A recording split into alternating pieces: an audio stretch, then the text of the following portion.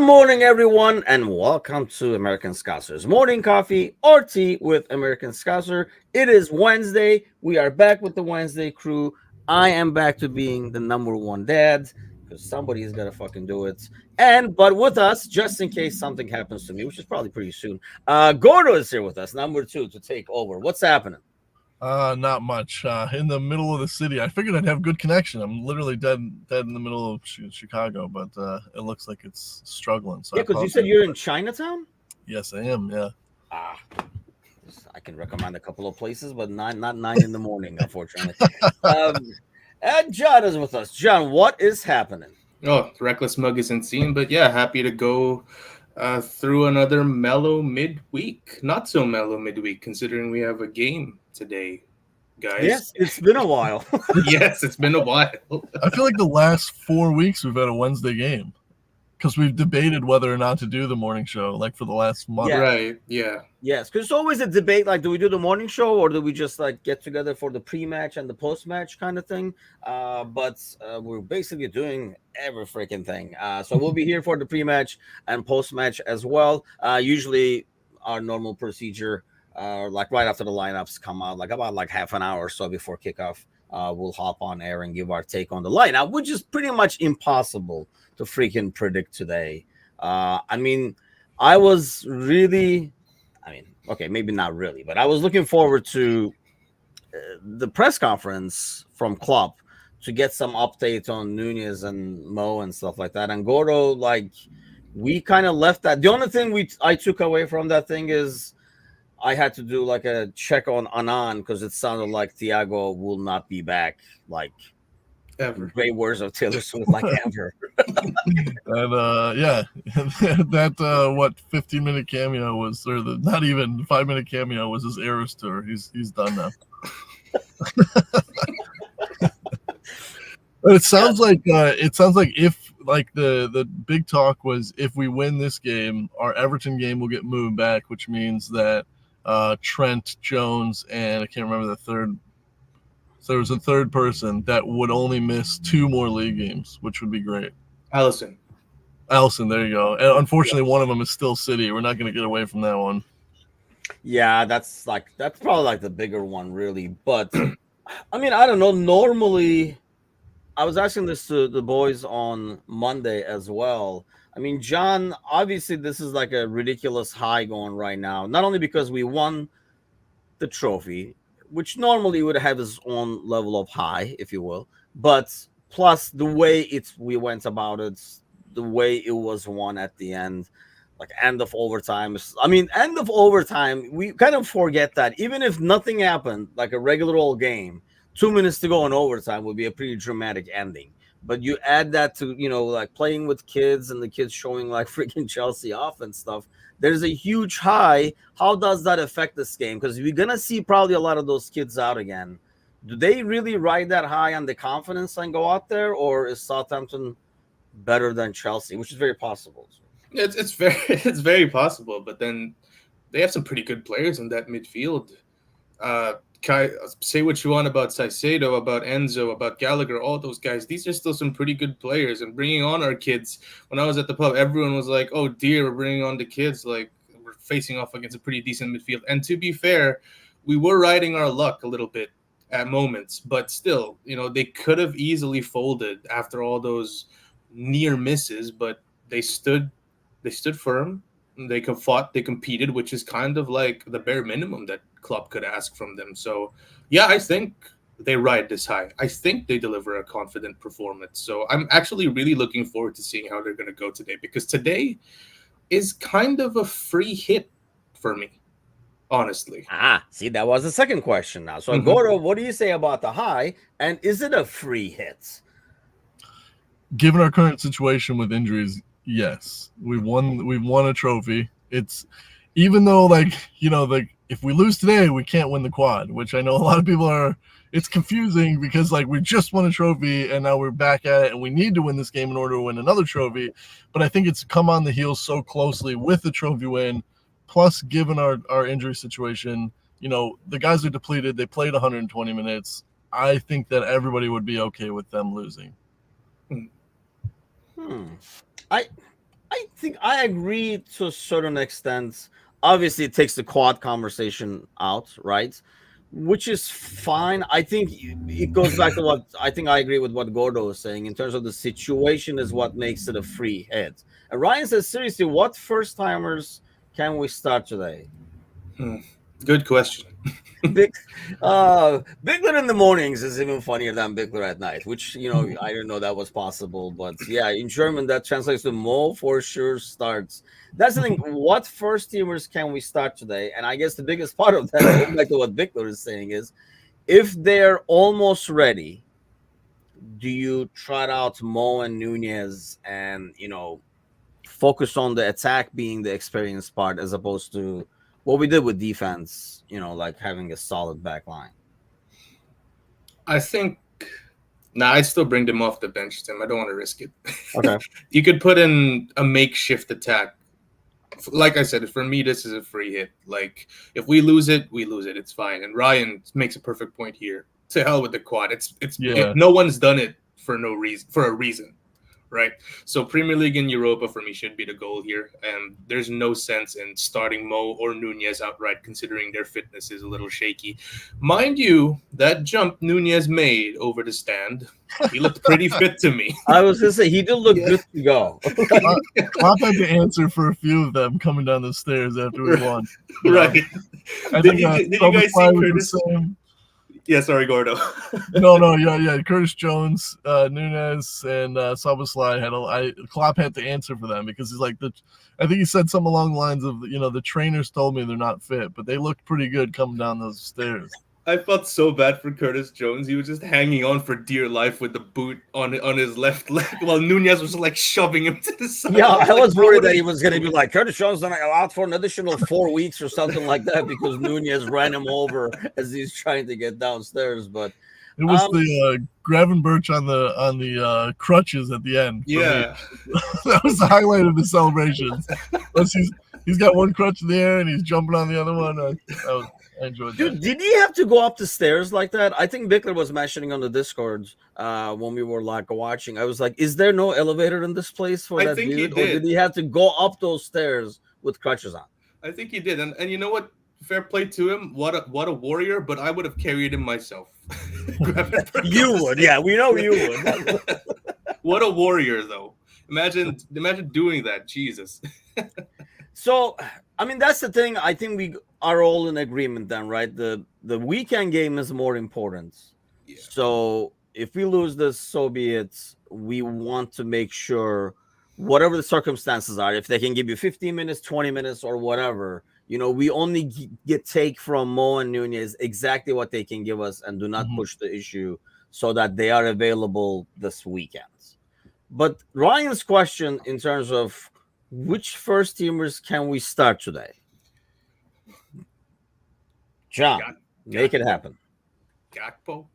I mean, he took him out before extra time, if I'm not mistaken, right? Yeah, I think those guys came around like 86, 87. Same thing with Mac. Like, do we start? I was thinking like we might start Mac at 6 just to. Yeah. Because, I mean, you need an older. I mean, even when we played all kids, I mean, except the time where we were all in the FIFA Club World Cup thing. Normally, when we start all kids, even in the League Cup and stuff, there's always, like a parents to hold their hand. Like you send Milner out there, you send Hendo out there. There's always like a couple of older players, more experienced players to kind of control things on the pitch. Is Mac that guy today? Assuming Van Dijk would not be, he just played 120. Endo was barely walking, so he'll probably be rested till the weekend. Do we put Mac up there? Sorry, Gordo, what was that? No, Elliot played a good chunk of minutes too. It's hard to say. Yeah, the whole game. Yeah, Elliot. Jeez. So, I mean, the only guys I could think of are probably Mac and Gakpo then? Yeah. I mean, if you want to put Van Dijk for the first 45, take him out the last 45. So at least we have someone there to lead the back line. Yeah, Ryan is on point here. Tsimikas gets the start. Sir Z, I wouldn't be surprised if Adrian gets a nod and goal, honestly. Oh, I got hammered for even like entertaining that thought on Monday. I don't know. I wouldn't be surprised. Bradley? He did not Probably. go. I mean, I don't think we're getting 90 out of Bradley right now, anyway. So, like, even in a normal day, so I can see Bradley going out there and giving you like the first 60 or something like that. So you put Gomez CB next Yes. to Kwanzaa. So I think that was like, yeah, Bradley, Gomez, Kwanzaa, Samikas. yes, Costas on the left. Midfield, it's just like bring on the kids. If anything, I would have maybe, try to see if I can get 60 from Mac or something like that. But it all goes back to what we're saying, right? Like, we don't want to do something that's going to risk the weekend, knowing like the midfield's reinforcements are not imminent like the front line. And I think that's like the biggest concern there. I mean, you're not going to have Diaz. He could barely stand at the end of the game. So a lot of these guys, you're going to wait for the weekend. It's going to be tricky. And like, that's why I was like, going back to it, I was really looking forward to the press conference to see who's going to be ready, who's not. And, walked away from it knowing even less than I did to start with, because there were like more questions popping up. I think he was referencing Basetic in the press conference as well. And he made it sound like, I got to find out. He's there all the time. When is this guy going to play? Like, he doesn't ask normally or something like that. And then obviously gave the news about Thiago. It was Spanish midfielder day. A couple of things, the headlines to talk about, because obviously we'll be for the pre-match once the lineup comes out to talk more about it. Michael Edwards. So the rumor today, it did start with Paul Joyce. Obviously, Romano just piles on the rumors as always. So he's on there. Michael Edwards, FSG trying to lure him back, Gordo, and he wants full charge. Are you giving the keys? I'm probably giving the keys on the garage personally, but what do you say? Do you think that the club knows who they're going to go for already? For manager? Yeah, do you think that's part of it of Klopp's? Wow, Klopp's comfortability. I combined comfortability with Klopp. That was awful. I apologize. Comfortability. Like with him. Yeah, that's. We got to reset. All right, start over. Play the intro again. I didn't know it was a Reckless Friday today. But do you think that's part of his comfortability with leaving, is that the club kind of knows who they're going to target? And if the answer is yes, then I'd leave it up to them before I'd offer Michael Edwards to come back. However, if they don't, I'd have Michael Edwards come back, because at least we know there's somebody who works well in that role. So whoever comes in, they've got like at least somebody who's done the job before and done it well. That's a good question. What do you think, John? I almost get the feeling that they're going about this the right way. You got to get that guy first, and then he gets the manager that he thinks he'll be able to work with. I almost feel like maybe the club has narrowed it down to like 2-3 names, and then when Edwards comes in, he says, "This is the guy that I would rather work with," and we go that direction. Yeah, it's a perfect safety net. Like, let's be real. Other than probably the Zebri, none of the targets that we have no significant Premier League experience. So whether we bring in Shabby, who's probably everyone's first choice, whether it's the dude from Porto, they don't really get the Premier League yet. So it's great to have someone like Edwards there to kind of lean on their shoulder and go, like, oh, hey, I know your style, but this is also how it's going to be here in this particular league, to give them some advice. So it's a great safety net. And I feel like even before the manager, I feel like we have to get someone like Edwards in as a priority. So we have some assurances, because let's be real, no matter how good the person is that we bring in, there is a lot of uncertainty, and having someone like Edwards there kind of removes the muddiness from the waters a bit, at least for me. It gives me more assurance that maybe the club will have at least a straight path in terms of the direction that they want to go. I mean, so then does Edwards go to people then, Gordo? Like, once let's say you put Edwards in charge, or whoever you're putting in charge, that you put him in charge.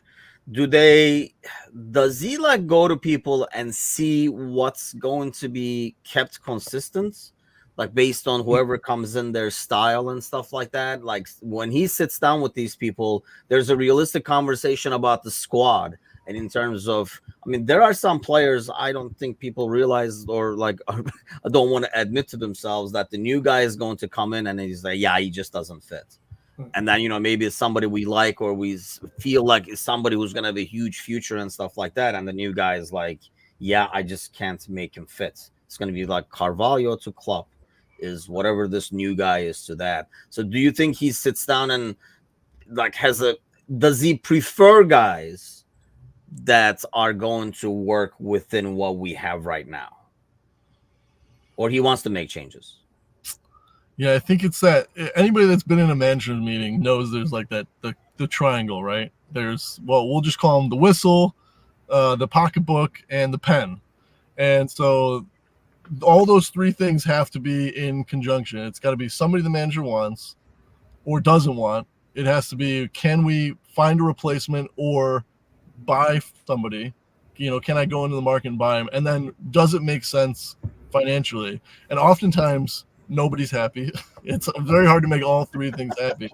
So I think like anybody that's, like I said, anybody that's been in a manager's meeting for anything, not just like buying players in the Premier League, and most of the managers that we have on short lists have probably been in plenty of these discussions before, where they kind of know that it's going to be multifaceted. It's not going to be exact. They're not going to come in and get a blank check. I mean, that's not how we operate. And I think there has to be some knowledge of that, of coming in and kind of, I don't want to say like waking them up to the realities, but understand that, all right, this is your threshold. This is what you've got to spend. Who don't you want? Like, what kind of players do you want? And then kind of put some packages together. So I think it's like a long-term conversation throughout the summer, which is why I'm a little annoyed that they're coming to the U.S. this year, because the U.S. it always seems like the U.S. tours are the most chaotic for the club in general. And Klopp always hated coming to the U.S. Right. So I'm a little annoyed because I feel like this is the summer that we really need to focus on, bringing in the right players or getting out the wrong players and kind of melding as a team. So I think it's going to be an interesting summer. That's a great point. The only thing they're doing is, and I think that's why they're probably doing it, because I was like, South Carolina, why are they going there? It's almost like we're going to stay in the East, do 2 games and get the hell out, is what it seemed like. So everybody's happy. We make the money. Because God knows, if you've seen the ticket prices and all the conversations, it is a lot of money being thrown around out there. So Brian says that this is part 2 of a complete rebuild. Edwards was a mastermind for the first one we did. He's the perfect person to steer the ship. I think it's just, going back to your table, Gordo, and I think, John, that's probably the biggest thing with Edwards is he knows the people at the table and he's going to bring the third guy in. So he already knows how to work with FSG and what it takes. So there's no disconnect there. I think that's probably what I like the most about the situation. If Edwards does come back, we know he can get the job done, and he's done some like ridiculous things in terms of like, financial wise. And B, that's, to me, solves the biggest part of uncertainty in some ways, like you were saying, that kind of like makes things a bit more clear. And C, he knows how to work with FSG and how to bridge FSG to the manager, and still be able to build a squad. I mean, people still talk and like Klopp and what he's done and stuff like that, but let's face it, Edwards was a key part in putting together a kick-ass squad one way or the other. I mean, you can say, it was the Coutinho money and stuff like that, but went and got guys that we targeted like Van Dijk and Ellison and stuff like that, and helped build the squad. Not to mention sold some guys for some like ridiculous amounts to be able to fund a lot of like other things. But does that help Edwards knowing FSG? Yes, very. And FSG's model, listen, if we had Michael Edwards as the sporting director, we're not looking to spend 100 or so million on Caicedo last summer. That's ridiculous. He'd probably have a heart attack. What I like about him is that he works within the parameters of the financial fair play model, which is how FSG wanted to operate, which is why FSG are so incensed about what City does. So, yeah, if this is like legitimate news, I'd be very delighted. Like you said, Liverpool 1.0, Klopp probably got the pull, but it's Edwards who got the behind the scenes deals done. Like with that Coutinho money, we could have easily splashed it on an Anthony for 90 million like Man We could have United. done what we did with Suarez, right? Exactly. We could have gone for Ricky Lambert, a Dejan Lovren, and Adam Lallana, all of that stuff. So yeah, listen, it's one thing to sell, great, but it's another to spend the money wisely, and Edwards is a massive part of that. So yeah, I feel like I think Serzi pretty much nailed put the point in here. Like, important to get the best sporting director in, so we can at least establish some sort of continuity, some sort of standards in before the new manager arrives. So I think the other point too is it's a guy that that FSG is comfortable with giving the money to, right? Yeah, that's fair. Yep. Yeah. Yep. So many times he's hit, he's gone, snake eyes or whatever I don't play craps, so whatever's the good one.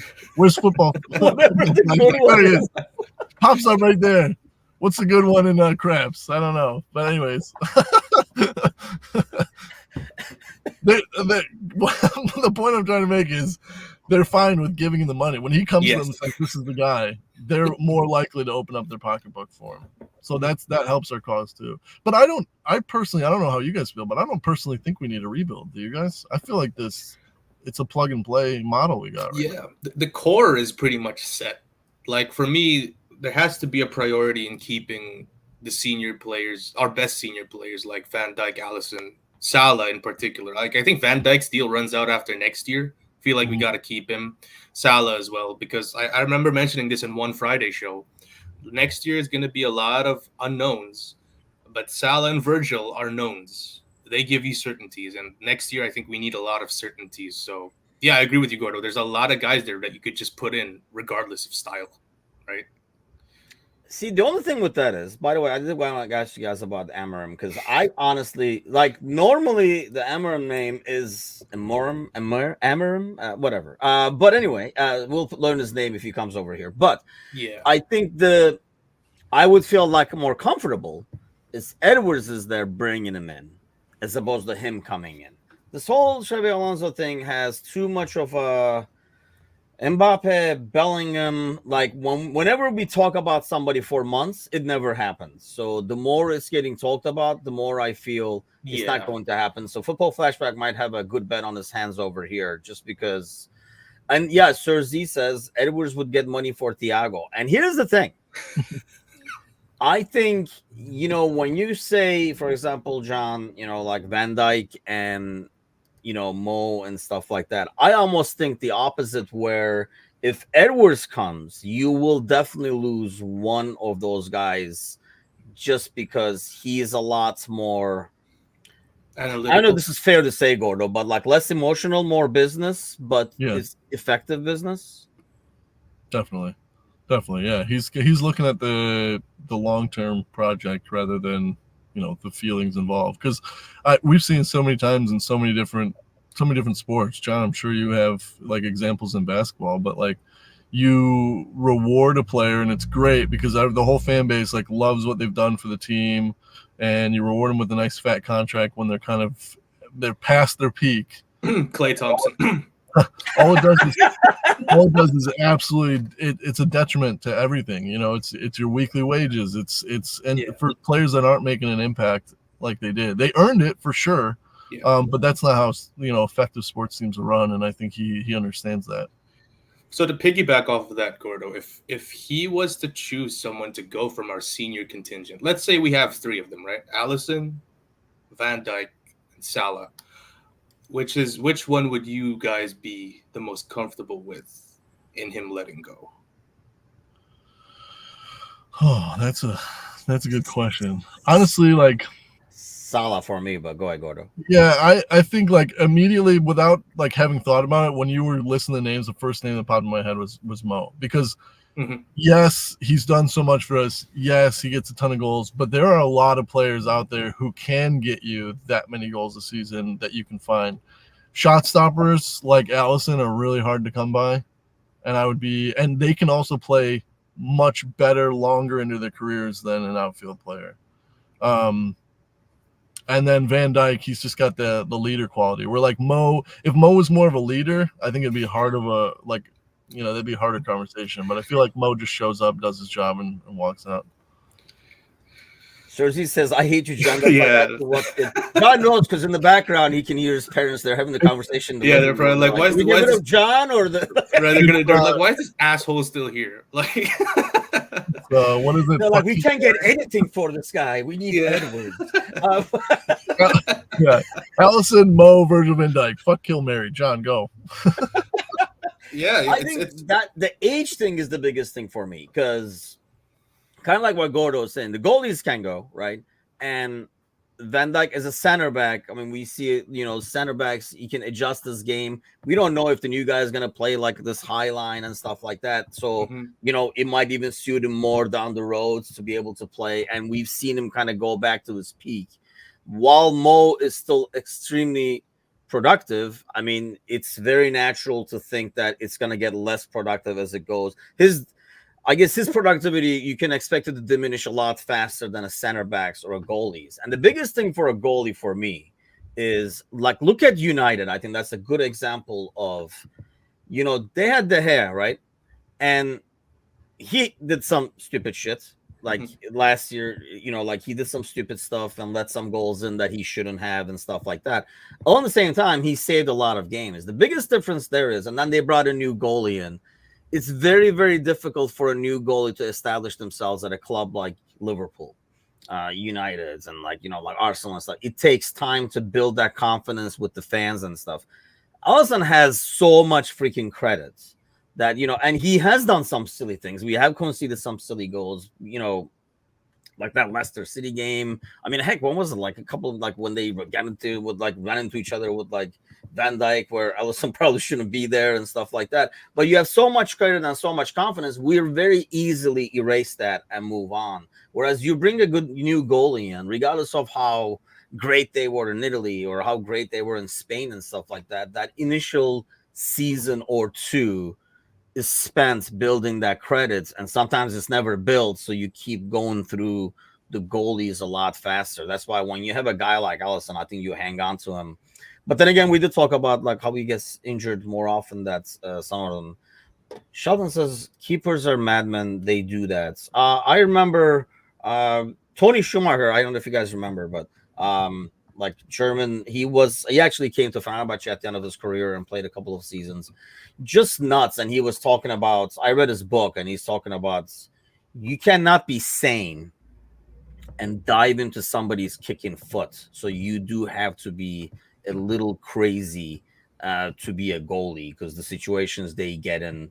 And that's, if you ever get a chance to read that book, by the way, there's some like crazy stuff in terms of his childhood and all that kind of stuff. I also think you have to be a little weird to like play a game like soccer and not want to be like involved. Like I'm cool with staying here because like when you're kids, it's always like the worst kid plays goalie. And then as you get older, it's like it's always like a winger or something that like jumps in for like just a scrimmage game or whatever, and you realize that his athletic ability is like he's the best goalkeeper ever because he can jump and he likes doing it. And then that person like stays in goal. And I think there's got to be something off where you're like, I'm playing a game where there's 120 yards and everyone's running, the ball's always moving, and you can score goals. And I'd rather be right here with these gloves on. Like that. It is usually strikers who didn't make it and stuff, right? Like most of those goalies do have like in their past some goalies, and I think that helps because you kind of think like a striker as a goalie at times. So I think most of those guys, if you look at them when they played, that's usually what they played. They were up top. Maybe they didn't have the speed or something like that. Hey, Alisson can play forwards. We've seen his headers. Yeah. So, but that's an interesting conversation with the whole Edwards thing. And I think I would like, what do you guys think about the Emerim name? John, let's start with you, for example.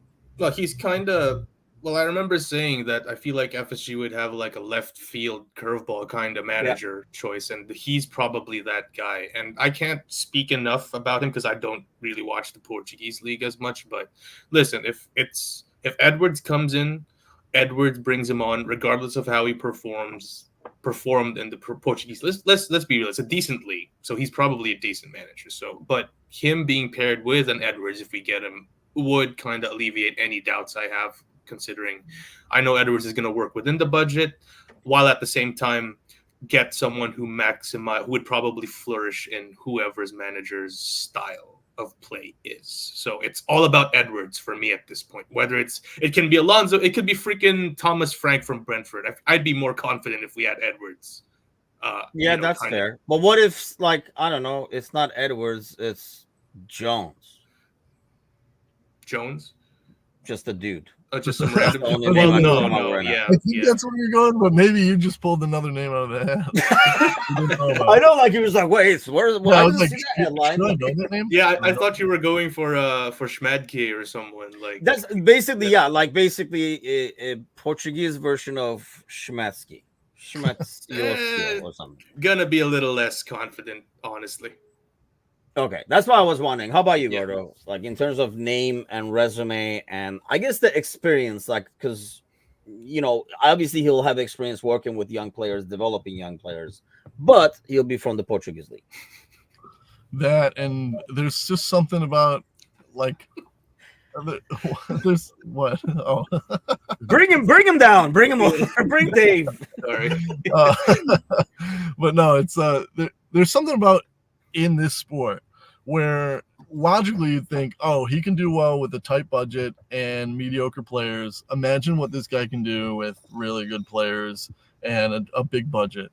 And it just never seems to work out in their favor. And like maybe it's because in this job, like you don't give managers a whole lot of time, especially like clubs like Chelsea and the clubs that are basically revolving doors for managers.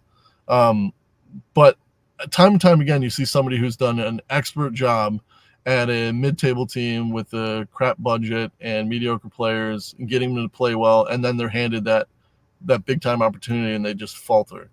So that worries me a little bit because we do have a team where like the right manager we could win the Premier League next year or at least challenge for it with this team. And after seeing the display on Sunday, we've got options coming up the ranks that normally I don't really care about the youth team because only one or two players ever make it into the team, let alone like an extended run.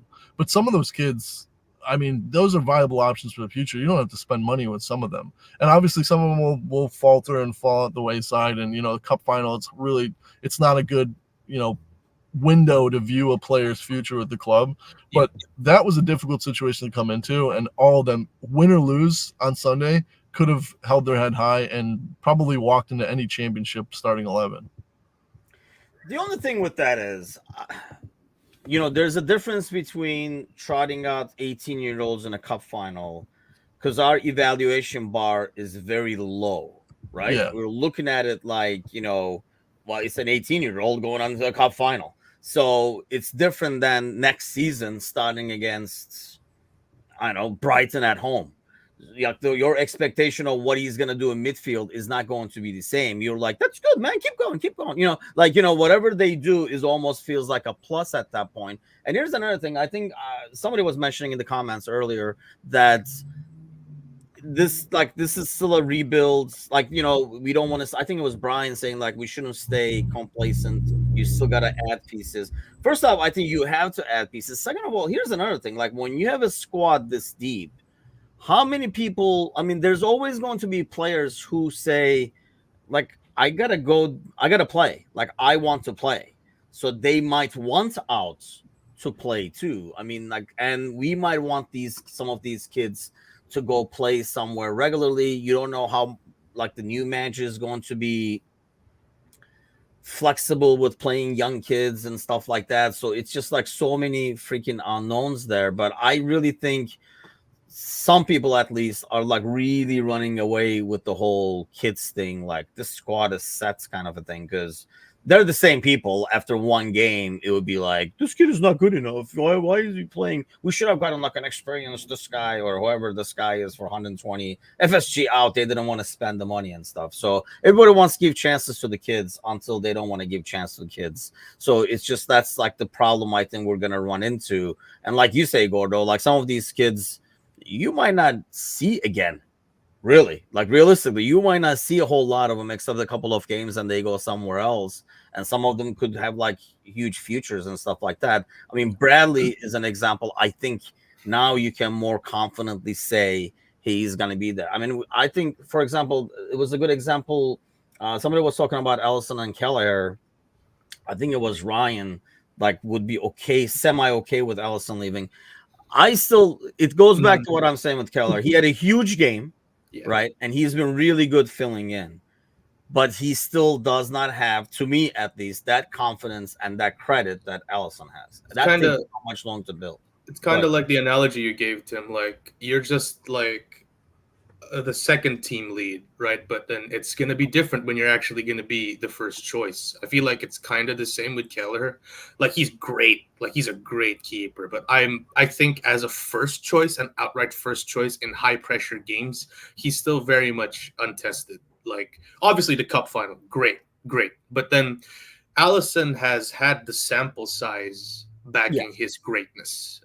Kelleher has a very smaller sample size. And if you're going to be analyzing things, obviously you want to go with someone who's quite more proven. And even with Kelleher's little sample size, he's made quite a bit of mistakes there. So I wouldn't jump on that gun just yet in terms I of think like, it's like there's a difference between being an excellent number two, right, and the best number two, and being number one. If we go into the next season, and I'm telling you that Keller is your starting goalie, and obviously your number two is going to be somebody questioned or somebody experienced but with flaws. I don't know how confident you're going to be. We're very confident now because I mean, really, he had like a huge game in the final, and he has done really well despite a couple of things. Overall, I think he's done really well coming in for Allison. But I think, is that the same thing goes back to what you're saying, Gordo, with managers too? That some of these guys that, we say, oh, like, taking the next step, but that's their thing, like where they're at right now, what they do well. I mean, you've seen over the years, I'm sure, like guys who are great assistants. That's what it reminds me of, like just excellent assistants. You're like, there's no way this guy can fail as a manager. And then you put him in as a manager and as the ultimate guy, suddenly take that next step to have the full responsibility and stuff like that. And it just collapses like freaking like a house of cards over there. And you're like, dude, what happened? Like, this is the same thing. You just not don't have the assistant in front of your name anymore. But that pressure, I think, especially, it translates in our case, I think, to go into a bigger league can really be the difference. Yeah, and I think like Mikel Arteta is like he's an anomaly really for being a successful manager at a big club in the Premier League after being a really good assistant. But yeah, I think like most of these kids probably do feel that. And that's why you see, I mean, with everybody, you build up, and then you plateau. It's not like a constant build. You're not always going to get better. Like your just physical abilities, your mental abilities, they plateau eventually. And whether that's age or whether that you've hit your ability ceiling, and the pressure adds to that ceiling. It brings it way down. I mean, ask anybody that's been a captain. Ask anybody that's been like the first name on a starting sheet. The pressure of, I've got to get my shit together today because there's 3 people behind me that are dying for a chance to prove that I'm a number 2 or I'm a number 3. Whereas like Kelleher right now, he's playing with a little bit of freedom, right? Because like he knows he's not going to displace Allison as the first one. He knows Allison's not coming back to displace him right now because he's injured, and he knows that Adrian's out of favor. So there's a little bit of that freedom. And then when you become the number 1 and you've got 2 or 3 guys breathing down your neck, it totally changes how you prepare for a game, how you think about your mistakes, which I think is the biggest thing, is like how you view your mistakes. Those kids, when they went out on Sunday, I bet you Klopp told them, it doesn't matter. Have the time of your life. This is a once-in-a-lifetime opportunity. Who cares if you lose the ball? Just go try and win it back. But when you're playing, like you said, on a Wednesday night at Brentford in an away match in the middle of the season, those mistakes they weigh on you heavier when you're the number 1 guy. Yeah, and I think sometimes it's like the manager they're under as well. Obviously, in this situation, for a manager going to a different league is not the same thing, unless it's like the club situation helps them. But Cersei lists all these names that failed as a manager. Sometimes, I mean, I've had this before where, as a manager, you have like assistants, and, sometimes if you got things under control, you make it look easy, right? Like, like you look at Klopp now, how he manages the squad and stuff like that. He makes it look easy. We all know, you see several examples like Chelsea and United and stuff like that. Managing a deep squad is not the same thing. There's a reason why, Klopp is Klopp, Pep is Pep. certain managers can handle it, certain managers can. Sometimes the manager can make it look really easy, so the assistant looks over and says, like, I mean, he's not doing anything. I'm actually doing most of the work. I'm sure Pep feels like that at times, right? Like, unless he really sees and values and appreciates what the guy above him is doing, so that he can do his thing. And those people, when they eventually become managers, they were like, oh wow, like I didn't realize this was being done in the background, so that I could do my thing and be successful as an assistant. And speaking of assistants over here, Pep to Ajax, is that like a perfect fit, or do you see something going wrong there, John? We will have to see. I mean, this is like Pep's. Nice.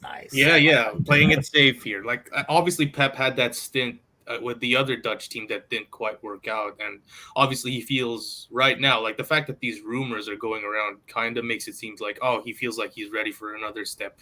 In terms of the fit, sure, like everyone says that he's kind of like the tactical mastermind behind everything that we do here. I feel like tactics wise, yes, he can put in some positive tactics. There's some positive football, which Ajax are predominantly known for.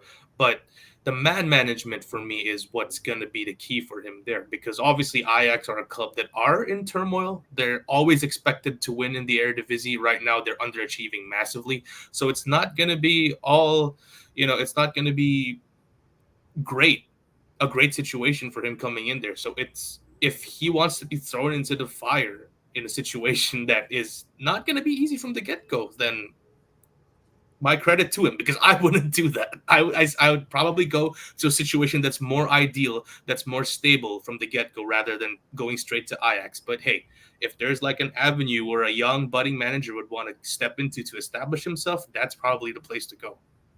Yeah, see, I feel like, I mean, one thing that Ajax did, and I know like they lost a couple of their leaders and they never replaced them this season, and I think that's like a biggest part of the turmoil. I mean, Gordo, they're like well, they got that's why I think one of the reasons they brought Hendo over there, because they really missed that role. They sold, like, Tadic went to Fenerbahce and stuff, and they lost some of those guys that were those leaders, and I think really that's why they brought back Hendo. That's why I don't know, like the rumors might come out just because it seems like, oh, and there'll be a reunion and stuff. But I mean, we know he is great with young players, Gordo. So to me, because Ajax is such a young player factory over there, it seems like a good fit, because he can, not only he's good with developing young players, but he can sometimes like look at a guy, and then we've seen him like talk about it in the past and say, I know he plays here right now, but he will be really good here and stuff like that, and get more out of a player than maybe Ajax is right now. Yeah, and the other factor is he kind of fits the ethos of the club of Ajax. I mean, they're one of the clubs in Europe that are like Liverpool in the sense that their fans and the club are like basically one unit. And I think he'll win the fans over with that, because he'll bring a lot of that same mentality from Liverpool over to Ajax, which will sit well with it will make the fans feel, less nervous about the new manager, because he kind of gets them. I mean, it's much the same when Klopp came and like his first interview, he said like 4 sentences, and I was like, this guy just gets this club. And it made me feel like no matter what happens in the next 5 years, like this guy's my guy. I'm going to stick behind him. And that's definitely what he needs. Because like John said, if he doesn't start getting results without the fan support, he's got nothing, and he won't be there for very long. So he really do. When a club like that big makes a change, especially with someone with no experience, it's a long shot. They need points, they need wins, they need to change their fortunes next season. And if he doesn't get those results in the first couple of weeks, it's going to be very difficult. So for him to win the fans over is going to be his first thing, and I don't think he'll have a problem doing that, which will buy him some time, which is all he'll need, I think. I think so too. I mean, the funny thing is, Sparky says that, and that's the first thing I thought of. Is I'm like, it'd be good. It's a good club to have an insider in. The way they develop players and the way they pop out big names and stuff like that. I would not mind having a guy I know I can call and be like, hey, that guy, it looks really good. Can you put in a good word for us, kind of a deal? I mean, over the years, how many players have come out of Ajax? It's just unbelievable. Yeah, they're Europe's feeder club right now. Yeah, exactly. I mean, it's nuts. So, and they know how to get money for their guys, and they know how, but they pop another one right out. I mean, with the people, like some teams, they make a run, right? They're great. and you're like, oh, some of these players they have next season, all those players are gone, and you don't hear about that team for another like 4 or 5 years until they develop other people or get lucky again. Whereas Ajax, they just go like, I know it's like next man up kind of, and like next kid up, and then they bring another kid just as good from their youth system, and then they sell him for another 50, 60. So yeah, definitely that's funny that Sparky says that's the first thing I thought of. I was like, that's a good place to send an agent to. Okay, so match day, obviously we're going to be back for the pre-match. If we did some early ass predictions without seeing the lineup, a blind guess, John, is all you get. What do you have for a score? Or result. Let's go with result. Let's make life easier on you. Let's do a result. I still think we win, but just. Okay. Is there a rematch on this one, or is it go? I think it goes to extra time and pens this year. It does go to extra time? Yeah, and pens. It doesn't. There's no replays anymore. That's what will happen, right? That's what will happen. 120 minutes. Yeah, that's what I was like. That is not good. It's like nobody's gonna make that. We're gonna. You guys rather a replay? I'd rather just go to penalty kicks after 90. Yeah. In this situation, yes. Normally, I'd be like, I don't want to lose to Southampton, so let's make the game 300 minutes long. But right now, like, just get me out of there. I'd have Kelleher just scoop it up and just toss in the back of the net at 89 minutes. I feel. Yeah, sorry, Gordon. No. I feel like we win it because either one of Salah or Nunez is on the bench to help us out. I think we do see them because they're not going to just start at the Forest. Yeah. So if you have any chance of seeing them on the weekend, I think we do see them today, for even if it's for 10 minutes, 15 minutes, or whatever. So it's very crucial that when the lineup comes out, we see those names on the bench, because I think it will signal that they will be in over the weekend, which is, like I say, more important than anything else at this point. I think we're all on the same page there. But hey, man, it would not be bad to continue with the quad and ride the hide at the same time. So as he says, Southampton chasing promotion, they won't go full strength. I don't know. Isn't this the beauty of the FA Cup, where everybody kind of goes for it so they can like win for it and all that stuff? They might see this as an opportunity to, because the headlines will read Southampton Championship, Southampton beats Premier League Liverpool, right? Yeah. And they know that this really isn't Premier League Liverpool right now, and it's a great opportunity to just get another win against a big club and kind of galvanize their promotion. Yeah, I mean, that's the thing. Nunez is fit after hurling on Sunday, says Sparky. Yeah, I mean, you would think, I do expect those guys to be like limited, like where he says, yeah, you can get like, the physios say you can get 15. We're talking another like 3 days later, and it seemed like they've been closed for over a week now. And I think at that time, because it was a cup final and it's going to go, this is the only thing that worries me though, because it's a cup final and it could go 120. We did not want to have players on the bench that can only give you 15, 20 minutes, because we knew that we would have to substitute, kind of like he had to. And even if it is kids, you need fresher legs, whatever happens for that overtime. And that's why I was like, that's not good to hear that this can't have overtime, because I think that's like the biggest difference there, over that playing in 15, 20 minutes and having afford to have somebody on the bench that can only give you 15, 20 minutes, as opposed to. You guys think if it's 0-0, he risks Salah and Nunez with the chance of it going to extra time and them like. And exactly, because that brings up the question, right? Do you put him in then 70? Because what if they don't get the goal? Now they're out there for 50 minutes and they pull something, and now you can use them on the weekend. So it is very, very tricky. Same starting 11 as Sunday. Today? No way. Well, my boy Gravenberg can barely walk. Oh yeah, so that's for one. There we go. But yeah, half those guys are still in the ice bath. So I don't think like you're not seeing Diaz, you're not seeing Endo. Yeah. I don't think you're seeing Van Dijk. None of those guys. I think you're going to see. I think Konate is on the bench as your center back and stuff like that. But I mean, hey, it is Southampton. We are home. I think that's like the biggest thing there. And we'll see, I guess, the answer to the first question I had, which, how high is this high? Are these kids just going to ride that and take over the game? And we're going to have even more stories to talk about? Or And I don't think we'll be extremely devastated if we do end up leaving FA, because we have like other things to look forward to, kind of thing. But gentlemen, are we here for the pre-match? Oh, I'm Yeah, not. I have to babysit the interns, kind of like how Van Dyke babysitted the kids last Sunday. So bummer. What Depending a on world we live in, where John is babysitting employees. No, well, honestly, depending on how the next hour or so goes, I am a yes, but we'll see what happens. It could be Yes, let's hope that situation at work does not go south for you. Yeah. But we'll be on the we'll be on the lookout. We'll put a bolo out for you if something happens. appreciate it. Thanks. Well, thanks everybody. As always, we will see you guys for the pre-match about like 30 minutes or so before kickoff. By then, the starting 11 will be out, so we'll be able to dissect and predict a bit more properly. Have a great Wednesday until then, which is what, like 2-3 hours. So go get something to eat and come right back, and we'll see you guys then. Take care.